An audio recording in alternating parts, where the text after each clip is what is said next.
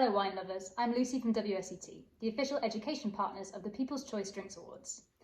This unique competition puts drinks enthusiasts like you at the heart of the judging process, and they're on the hunt for a new set of judges for their upcoming wine awards. This will be a brilliant opportunity for WSET Level 2, 3 and 4 holders in the UK to get valuable tasting practice, to learn and to have fun meeting like-minded wine enthusiasts. If the idea of judging wine for others sounds a little daunting, have no fear. Here are 4 quick tips for assessing wine that I hope will make you feel ready to apply for this unique opportunity. Tip number 1, prepare yourself.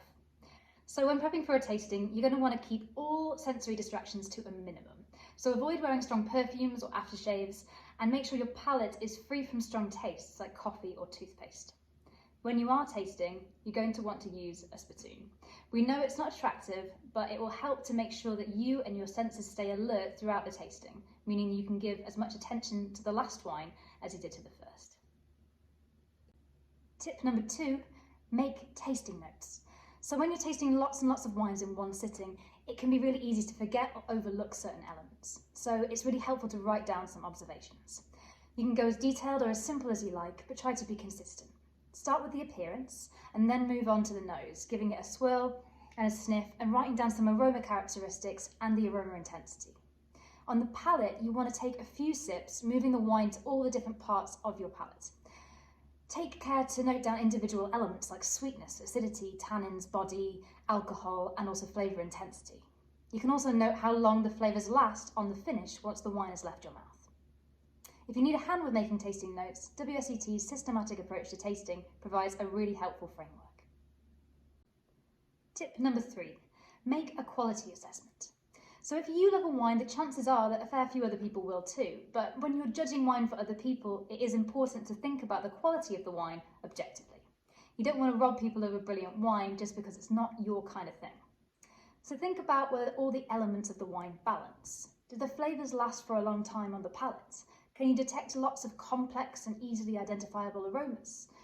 If the answer to all the above is yes, you're probably tasting an outstanding quality wine, even if it's not something that you personally enjoy drinking. At WSET, we put wines on a scale that goes from poor through to outstanding, but whatever scoring system you want to use, just try and use the same criteria every time.